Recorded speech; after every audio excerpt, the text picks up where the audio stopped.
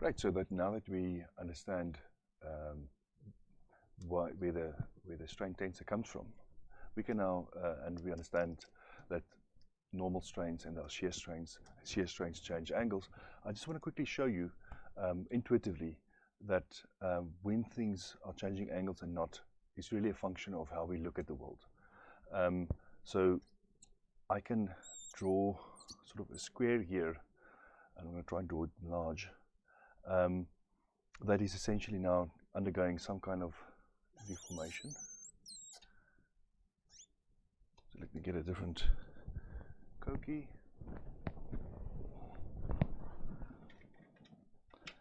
So it's not playing along. Yellow. Blue, neither. Let's see if this is better.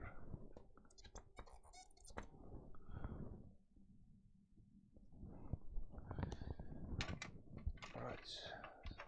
Hopefully orange is going to be better. Let's see. Okay, pink. Okay, so that is essentially what I have here. Okay, so if I go and I say this is what this deformed towards this place here. Okay, so we can think of it, I've got a structure here originally, and I've got a structure then essentially here that is sort of deformed now. And what I want us to think about is, okay, when I just look at it, when I draw the structure like this little square, I can see that there's been a change in angle. For instance, I can see that there's a change in angle there. We know that this is essentially 90 degrees minus the gamma. Let's call it gamma xy. This is now the xy plane. So that is essentially what we can see from this one. From this, okay.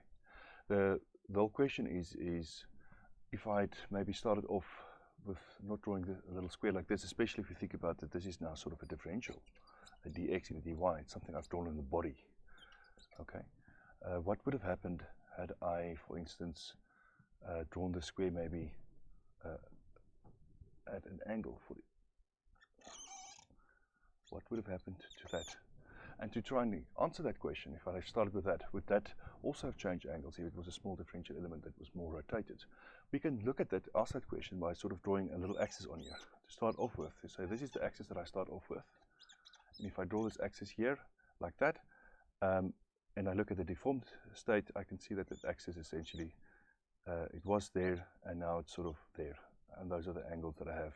And we can see that that is happening. Okay, I could have also said, well, let's maybe draw a different axis on here and just look at what happens to the axis, then we don't have to worry about rotating the whole square. So if I had drawn an axis maybe that was oriented like this, okay, and I'm going to just draw this line right through here, that is clear. If I'd started off with that, how would that thing look in a deformed state? So let's start off with this. If I said, this is my axis that I'm looking at, how would that look in the deformed state? Essentially, what the reality is, this would have been, this point would have now moved along towards somewhere here, so that would have been there, but it would have remained on this kind of line. And if I ask myself what would have happened with this, is that would have just sort of contracted or stretched, really. It would not have changed directions. So let's just make sure I draw it sort of there, and that sort of angle, this one, going through that direction there, essentially would have just contracted. But what I'm seeing here is I started off with a 90-degree angle and I'm still sitting with a 90-degree angle. I'm not seeing a change in angle now. What is going on? Well, what's going on is just we are looking in a different reference frame to exactly the same state. This is still the same body that's deformed to exactly that same shape. The only thing I'm doing is I'm not looking at a coordinate system that is like this now. I'm asking myself, what happens if I were to say this is the coordinate system that we want to look at things? Then I'm seeing a very different behavior. And the importance of this is that when we think about normal, like tensile stress and strain, or tensile strains, or compressive strains, or shear strains, it's really a function of the coordinate system in which we want to try and express. And what is important is that we understand that there's a way of looking at it that will maximize sort of the tensile stresses that we'll see, or tensile strains that we'll see, and there's a way of looking at it that will sort of maximize what is the sort of shear strains that we might see. And the reason why that is important is materials fail for different reasons. So if you have sort of a brittle material, typically pulling and pushing on that, especially pulling tensile loads on a brittle, it's not a good idea. And it typically fails, brittle materials typically fails due to tensile kind of stresses.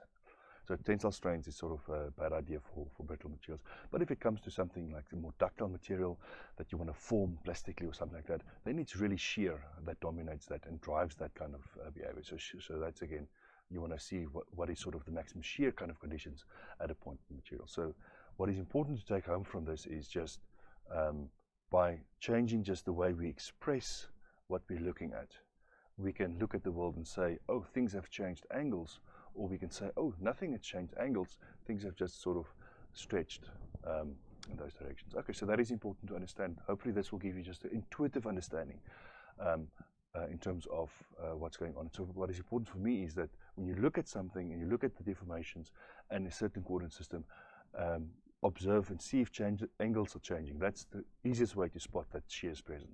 So that's always the key that you need to look at. And the rest is just pulling and pushing kind of compressive and tensile kind of loadings. Okay, great.